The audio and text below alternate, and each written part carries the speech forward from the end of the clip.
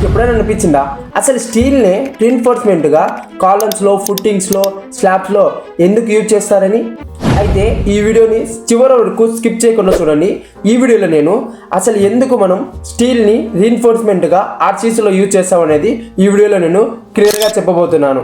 So మీరు skip చేయకుండా చివరి వరకు చూడండి. నా పేరు సుభాష్, మీరు చూస్తున్నారు civil topic 19 YouTube channel. 3 main ఫ్యాక్టర్స్ని బేస్ చేసుకొని నేను ఈ వీడియోలో మీకు క్లియర్గా ఎక్స్ప్లెయిన్ చేస్తాను. అందులో first one, coefficient of thermal expansion. అంటే ఏంటంటే ఒక మెటీరియల్కి టెంపరేచర్ వల్ల దాని యొక్క సైజ్ కానీ లెంత్ కానీ చేంజెస్ రావడం, వచ్చిన దాన్ని కోఎఫిషియంట్ ఆఫ్ థర్మల్ ఎక్స్పాన్షన్ అంటారు. ఫర్ సపోజ్ ఈ కోఎఫిషియంట్ ఆఫ్ థర్మల్ ఎక్స్పాన్షన్ అనేది స్టీల్కి, కాంక్రీట్కి ఆల్మోస్ట్ ఒకే విధంగా ఉంటుంది. అంటే ఎగ్జాంపుల్గా తీసుకుంటే మీకు అర్థం కావడం కోసం హస్బెండ్ అండ్ వైఫ్ రిలేషన్ ఉంటుంది. అంటే ఇప్పుడు సమ్మర్ వచ్చింది అనుకోండి, సమ్మర్ వచ్చింది, ఇది కాంక్రీటు, ఇది స్టీల్, రెండు స్లాబ్ పైన బేస్ చేసుకొని ఉన్నాం. ఇప్పుడు సమ్మర్లో ఈ కాంక్రీట్ అనేది కొంచెం ఎక్స్పాండ్ అయింది అనుకోండి, ఓకేనా? ఈ స్టీల్ కూడా నువ్వు ఎక్కడికైతే పోతావో నేను అక్కడికే వచ్చా అన్నట్టు ఈ స్టీల్ కూడా కొంచెం ముందుకు వస్తుంది, పెరుగుతుంది.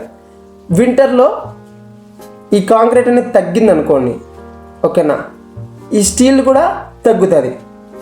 అర్థమైందా? అంటే హస్బెండ్ ఎక్కడైతే పోతే వైఫ్ కూడా నేను కూడా అక్కడికే వచ్చా అన్నట్టు. అందుకే హస్బెండ్ అండ్ వైఫ్ రిలేషన్షిప్ అని చెప్పిన, మీకు గుర్తు పెట్టుకోవడానికి మాత్రమే చెప్పిన, ఓకేనా? ఈ కోఎఫిషియంట్ ఆఫ్ థర్మల్ ఎక్స్పాన్షన్ అనేది ఎంత రేంజ్లో ఉంటుందంటే స్టీల్కి అయితే 10.8 to 12 millionth per degree Celsiusలో ఉంటుంది. అంటే 10.8 to 12.7, ఓకేనా, ఈ రేంజ్లో ఉంటుంది. కాంక్రీట్కి అయితే 7 to 12 millionth per degree Celsius. millionth per degree Celsius అనేది దాని యొక్క యూనిట్ అనుకోండి, ఓకేనా? అంటే స్టీల్కి అయితే 10.8 to 12.7 వరకు ఉంటుంది. కాంక్రీట్కి అయితే 7 to 12 మధ్య రేంజ్లో ఉంటుంది. సో ఈ యొక్క మెయిన్ ఫ్యాక్టర్ ఇక్కడే ఉంది. ఈ coefficient of thermal expansion main thing వల్లనే మనం ఈ స్టీల్ని తీసుకుంటాం. ఫస్ట్ ఇది మెయిన్ ఎక్కువ. మిగిలిన అల్యూమినియం కానీ, మెటల్స్ కానీ, అలాయిస్ కానీ, ఇట్లా మిగతా దానికి దేనికే కానీ ఈ కోఎఫిషియంట్ ఆఫ్ థర్మల్ ఎక్స్పాన్షన్ అనేది కాంక్రీట్కి దగ్గరలో ఉండదు. ఈ కాంక్రీట్కి దగ్గరలో సేమ్గా ఉండేది ఒక స్టీల్కి మాత్రమే. అందుకోసం ఇదొక మెయిన్ ఫ్యాక్టర్, అందుకోసం తీసుకున్నాం. ఇది ఫస్ట్ వన్.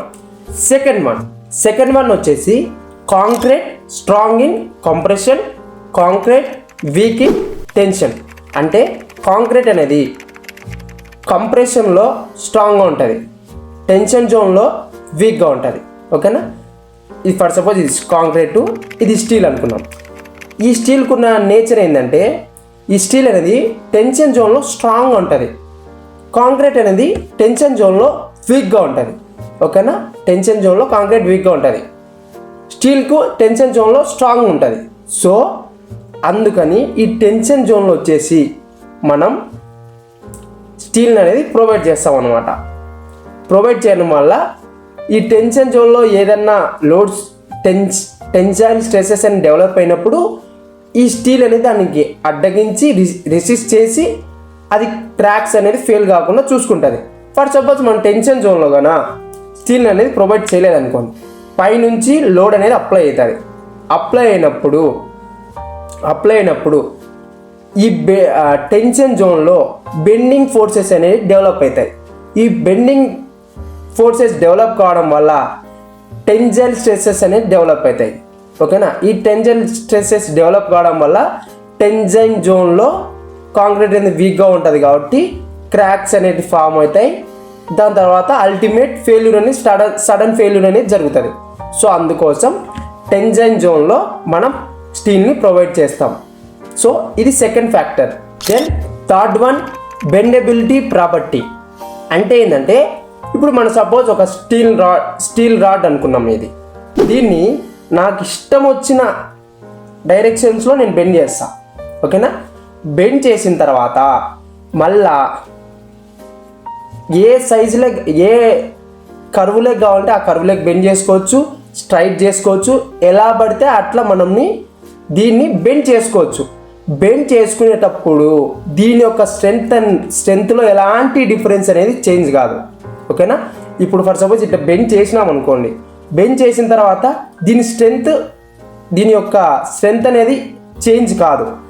కానీ అల్యూమినియంలో కానీ మిగతా మెటీరియల్తో కంపేర్ చేస్తే అవి బెండ్ చేసినప్పుడు ఇట్లా బెండ్ చేసినప్పుడు దాని యొక్క స్ట్రెంగ్త్ అనేది తగ్గిపోతుంది. సో అందుకోసం మిగతా మెటీరియల్స్ మనం మెటీరియల్స్ కానీ అలాయ్స్ కానీ మనం యూజ్ చేయం, స్టీల్తో కంపేర్ చేయొచ్చు.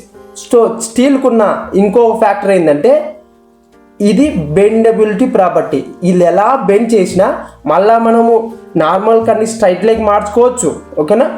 ఒకవేళ ఇట్లా బెండ్ చేయడం వల్ల ఏమైనా అడ్వాంటేజ్ ఉంది అంటే అడ్వాంటేజ్ ఏమి ఉండదు. ఆల్మోస్ట్ స్ట్రెంత్ అనేది స్టార్టింగ్లో ఎంత అయితే ఉంటుందో అంతే ఉంటుంది ఆల్మోస్ట్.